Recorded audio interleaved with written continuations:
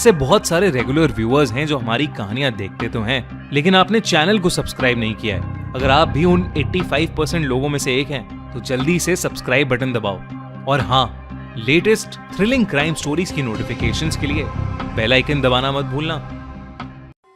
कॉस्टाव कई बार देश के लिए मर मिटने को तैयार हमारे सोल्जर्स और ऑफिसर्स अपना काम ऑनेस्टली नहीं कर पाते। पावरफुल लोगों के खिलाफ आवाज उठाने जाते हैं तो सिस्टम का ही शिकार बन जाते हैं।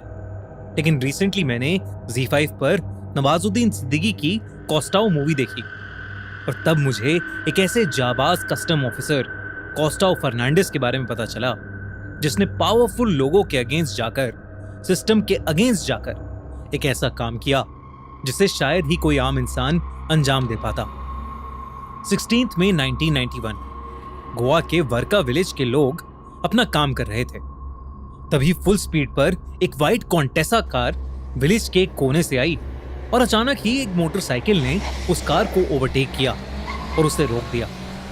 उस मोटरसाइकिल वाले और कार के ड्राइवर में बहस होने लगी और मोटरसाइकिल वाला कार के अंदर घुस गया। कार वाले ने चाकू निकाला और कुछ देर बाद कार से एक जोर की चीखने की आवाज आई। वो चीख उस कार वाले की ही थी। कार का ड्राइवर मर चुका था। इतने वो मोटरसाइकिल वाला घायल हालत में बाहर निकला।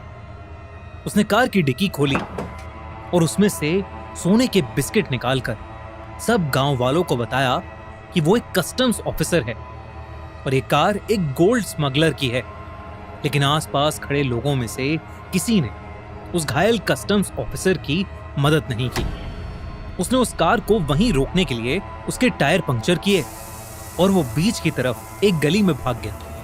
गांव वालों की चाहकर भी उस कार वाले इंसान को छूने की हिम्मत नहीं हुई, क्योंकि वो आदमी कोई और नहीं बल्कि गोवा के फॉर्मर सीएम और साउथ गोवा के सबसे बड़े पॉलिटिशियन का भाई था। जब उस पॉलिटिशियन को पता चला कि उसके भाई को किसी ने मार दिया है, तो वो गुस्से से पागल हो गया और उसने पूरे गोवा को सर पर उठा लिया। उस कस्टम्स ऑफिसर को आइडेंटिफाई किया और उसका नाम था कॉस्टाव फर्नांडिस। उस पॉलिटिशियन के गुंडे और पुलिस दोनों कॉस्टाव के घर गए, लेकिन कॉस्टाव फरार था। उस पॉलिटिशियन ने बयान दिया कि ये सब एक पॉलिटिकल साजिश है और उसके भाई को फंसाया जा रहा है। इतना ही नहीं, उन्होंने ये भी कहा कि कॉस्टाव एक गद्दार क्रिमिनल है। पूरा गोवा कॉस्टाव को ढूंढने के लिए बंद कर दिया गया, पर कॉस्टाव का कोई नामो निशान ही नहीं था। पुलिस उसकी फैमिली पर प्रेशर डालने लगी। हर कोई सिर्फ कॉस्टाव को ढूंढ रहा था। अगली ही रात कॉस्टाव अचानक से वापस आ गया और उसने पुलिस को सरेंडर कर दिया। पर उसी दौरान उस पर एक जानलेवा हमला हुआ, जिसके बाद सबने उसका सच सुना। एक ऐसा सच जिसने ना ही पूरे गोवा को हिलाकर रख दिया, बल्कि इंडिया की सबसे बड़ी गोल्ड लैंडिंग्स का भी पर्दाफाश किया।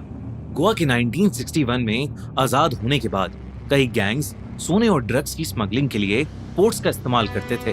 स्मगलिंग दिन ब दिन बढ़ती गई और उनसे डील करने की रिस्पॉन्सिबिलिटी थी कस्टम्स ऑफिसर की। ऐसा ही एक कस्टम्स ऑफिसर था कॉस्टाव फर्नांडिस, जिसने 1979 में कस्टम्स को ज्वाइन किया।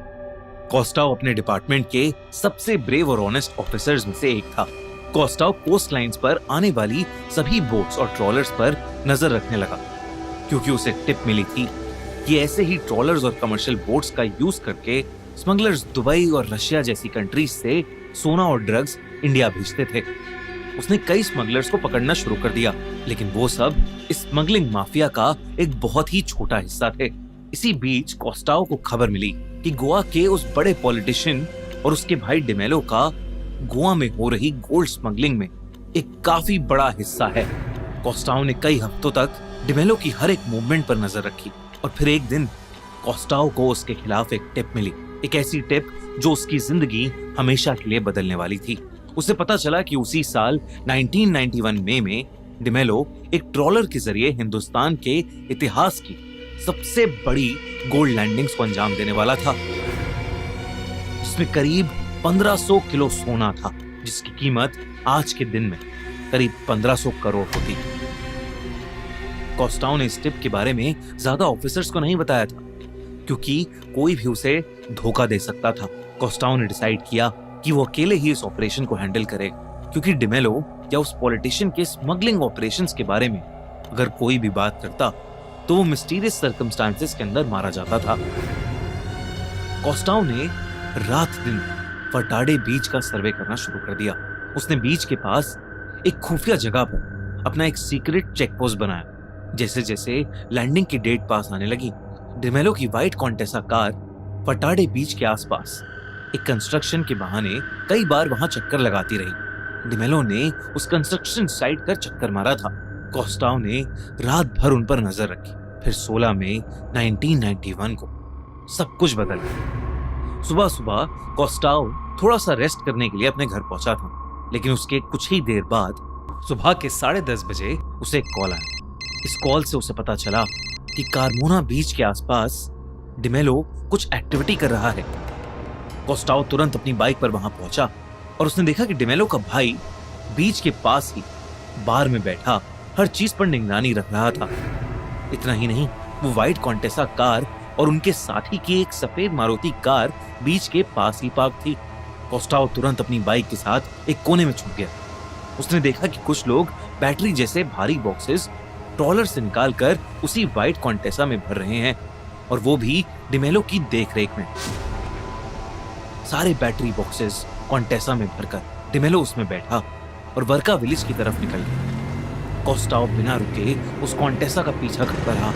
उस व्हाइट कॉन्टेसा ने कोस्टाओ से बचने की कोशिश की, लेकिन वर्का विलेज से निकलने से पहले ही कोस्टाओ ने उसको ओवरटेक किया और उस व्हाइट कॉन्टेसा कार को रोक दिया।